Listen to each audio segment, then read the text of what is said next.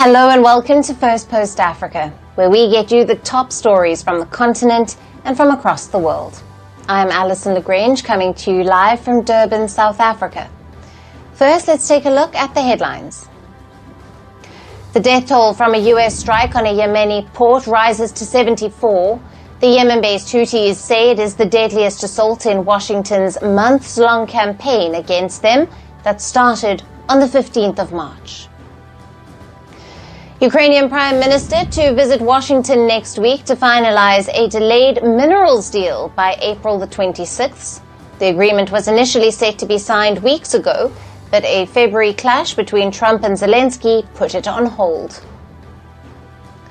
Police arrested over 170 people across Pakistan in recent weeks after more than 10 mob attacks on KFC outlets. Officials say the protesters armed with sticks stormed and vandalized shops over Israel's war in Gaza. A US judge rules Google illegally dominates the online advertising technology, siding with 17 states in an antitrust case. This marks the tech giant's second antitrust defeat in under a year. And the French Open will pay tribute to 22-time Grand Slam champion Rafael Nadal on the opening day of tournament next month. Nadal retired in November last year after playing for Spain in the Davis Cup.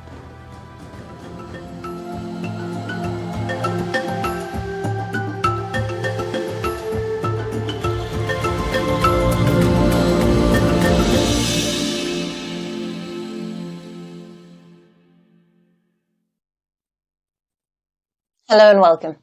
Our top focus is on the East African nation of Somalia. In a joint operation, Somali and US forces have targeted Shabaab terrorists. Now, according to the Somali government, at least 12 members of Qaeda-linked group have been killed in the strikes. The offensive was carried out on Adan Yabal, a district which is 220 kilometers north of the capital of Mogadishu. The target site was a terrorist hideout, and among the dead are senior members of Shabaab. Now, the coordinated airstrike came just hours after Shabaab terrorists attacked Adan Yabal in pre-dawn raids. The district holds strategic importance because it's where Somali forces plan counter-terrorism campaigns. The town sits on key roads that link the Somali capital to other parts of central Somalia. It acts as a launch pad for Somali forces and holds a key place for the planning and defense. The second US-Somalia strike targeted 2 boats in Somalia's territorial waters. Both of these vessels were carrying weapons for Shabaab. The government says that everyone on board was killed. Elsewhere around the city of Baidoa in the southwest, Somali troops and their allies killed 35 terrorists. Shabaab remains one of the most pressing security threats for the East African nation. Its goal is to topple the Somali administration and to replace it with an Islamist state. Renewed attacks by the group have raised serious concerns. Last month, Somalia's president narrowly escaped an assassination attempt. A bomb detonated in the capital, Mogadishu, just moments after his convoy had passed. A big explosion rocked Mogadishu's Hamar Jajab district, especially the Horseid neighborhood. People whom we know and others we don't know were killed in the bomb attack. It is a deplorable incident, and we don't want it to happen again. I have heard between 7 to 8 people were killed in the attack. For nearly 2 decades, Shabaab has been waging a violent fight to overthrow the federal government. The group has carried out deadly bombings, attacks, and regular assassination bids across much of Somalia. Now, foreign forces have played a crucial role in Somalia's fight against Shabaab. The United States and the European Union have trained Somali special forces, supplied weapons, and have shared critical intelligence to boost security operations. But the US, under President Donald Trump, expressed growing concern over Shabaab's battlefield gains, as the Qaeda-linked group continues to threaten regional stability. As security risks grow in Somalia, the Trump administration is reportedly divided over counter-terrorism operations in the country. Some US officials have suggested shutting the American embassy in Mogadishu and even pulling out troops. Peacekeepers of the African Union had helped Somalia to offset al-Shabaab back in the years between 2022 and 2023. But as al-Shabaab regains ground and US officials debate a pullback, how can Somalia continue its fight? Now, for more on this, we have with us Dr. Oluwale Ojewale, the Regional Coordinator for Central Africa at the Institute for Security Studies in Dakar. Thank you for being with us. Thank you so much for having me. Now, Doctor, why is Adan Yabal considered such a critical location for both Somali government and for the al-Shabaab? And how does its control impact the broader counter-terrorism strategy in central Somalia? Yes, thank you so much. Adan Yabal is significant for at least two reasons. One is the fact that it is situated in central Somalia, which makes it a critical transit point and logistical hub. Its location also allows control over major supply routes and movement corridors, especially for both military operation and even the commercial engagement that takes place around that corridor. The second reason will be something that I would describe as a strategic advantage, in that the region's control can provide a strategic advantage in terms of intelligence gathering, because when you look at the nature of activities that is also going on in that place, it shows that governments and its foreign partners must be interested in that region, at least for surveillance and for operational planning. And that will allow the controlling force to monitor movement of even Shabaab and other armed groups that may want to infiltrate or cause havoc in that region. So the one is geography, the strategic location of that environment, to the broader geographical scope, national geography of the country. It holds a very symbolic value in the sense that whether it is Shabaab that controls the lever there, or it is the government, whosoever takes advantage of that geographical positioning of that area, is going to exert serious control and could have upper hand even in military advantage, even in controlling violence in that region. Right. And Doctor, what does the recent well-coordinated airstrike reveal about the level of real-time intelligence sharing and operational coordination between the US forces and the Somali troops? Well, I think if we look at, I think the result speaks for itself. Looking at what the government, with the partnership of the United States of America, has been able to carry out in the recent time in terms of strategic attacks that they've been able to carry out. I think it was a few days after the inauguration of President Trump that the first attack, the first airstrike actually took place in there, in Somalia, which shows the readiness of the government to support the Somalia government in finding some military solution to the protracted crisis of Shabaab in the region. So I think we can't really discuss it without looking at the international support that it appears that the Somalia government is enjoying now. And given the timing of the strike following al-Shabaab's raid, how do such counteroffensives affect the group's tactical capabilities and also propaganda narrative, especially in the contested regions? Well, I would say at this point that it is very important that if international forces really want to support Somalia, they should put their feet on the ground and to a reasonable extent degrade this Al-Shabaab to a significant degree, because this their sophistication on a regular basis, year in, year out, and the lethality of the attack that they're actually carrying out makes it look like a situation of one step forward and two steps backward.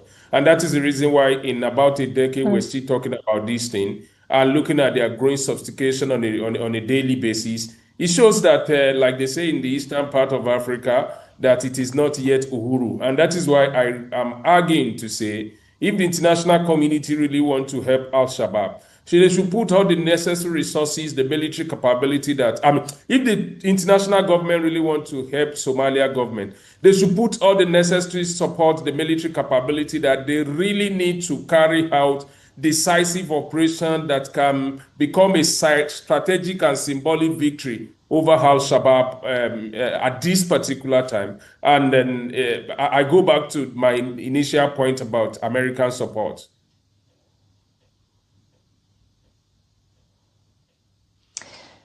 Doctor, thank you very much for being with us on Firstpost Africa and for your valued insights. Always great to have you on the show.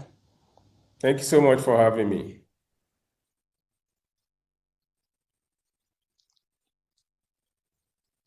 Shifting focus now to the war in Sudan. Intense clashes between the Sudanese army and the paramilitary RSF have killed at least 57 people in the besieged Darfur city of Al Fasher.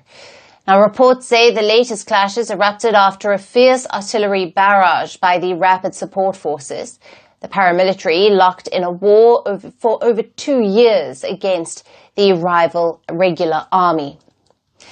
Now, just days earlier, the RSF was accused of killing over 400 civilians in Al Fasher and nearby displacement camps. The RSF claims it has now taken control of Zamzam camp, one of the region's largest and currently gripped by famine. Nearly 400,000 people have since fled the area.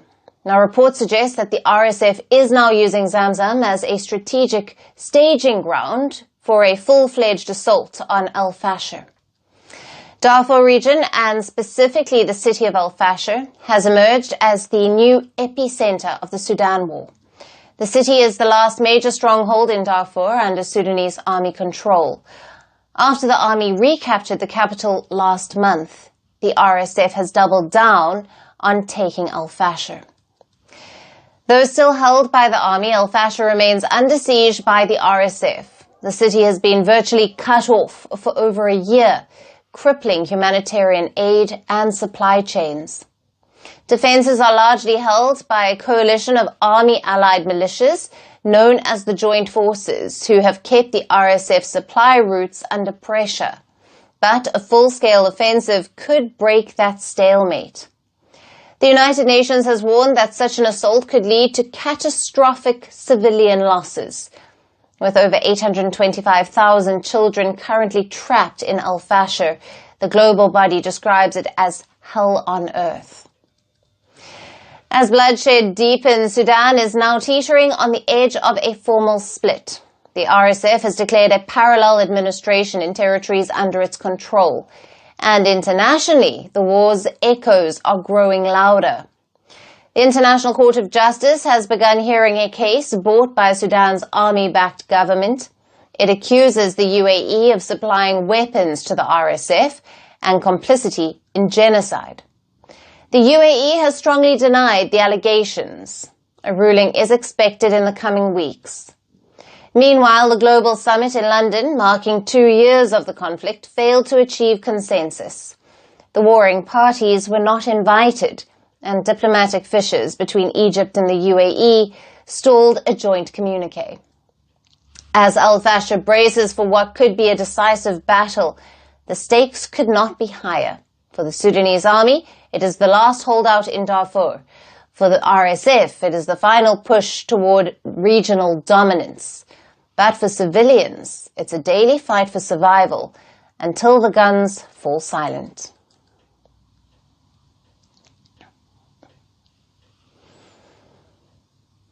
Next, we look at Nigeria. The West African nation is looking to shift gears and reshape its economic future. Nigeria has signed a new agreement with South Africa, and the two countries will work together in the mining sector. This deal is part of Nigeria's plan to reduce its reliance on oil and grow other sectors of its economy. Nigeria has rich deposits of critical minerals like gold, iron ore, lithium, and zinc, but many of these resources remain untapped or underused. The agreement sets out a 2-year work plan. Both countries will share mining data, use drones to map minerals, and to develop energy and agriculture-related minerals. Now, South Africa brings valuable experience to the table.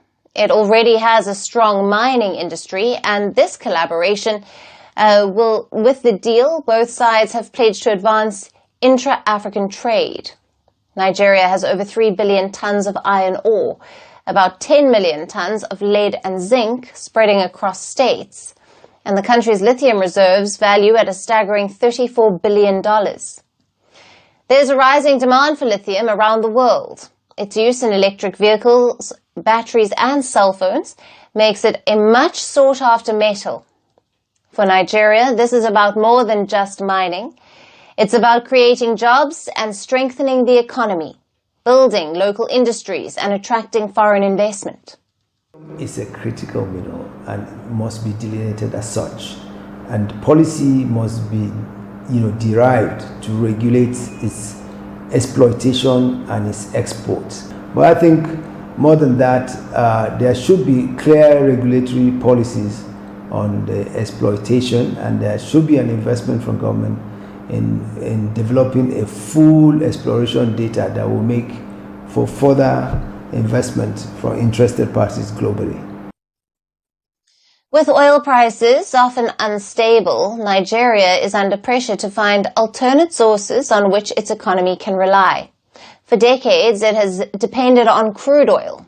About 90% of its exports earnings come from that. But its oil reliance comes with its own risk. Global crashes, pollution, and lack of job creation in other fronts. As a result, when oil prices fall, the country's economy feels a shock. Now, later this year, Nigeria is also set to host a mining investment conference in the capital of Abuja. Now, this event is called the Nigeria Mining Week and is aimed to attract mining companies and foreign investors. As Nigeria bets on a different future, it remains to be seen if it can actually turn its underground riches into lasting prosperity.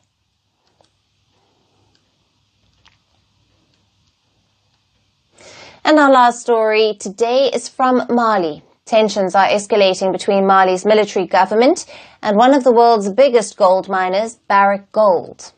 The Canadian mining giant now faces full-blown crisis in Mali after authorities shut down its office in the capital of Bamako and threatened to take control of one of its most valuable assets. The Malian junta has warned it may take temporary control of Barrick's Loulo-Gounkoto gold mine complex if operations aren't resumed and taxes aren't paid. The Loulo-Gounkoto complex is one of Barrick's most important sites, producing the company's second-largest gold output worldwide in 2023. The site consists of both open pit and underground mining and is estimated to have more than 7 million ounces of gold reserves. But exports from the mine remain blocked. In January, Barrick suspended operations in Mali after the government seized some of the company's gold.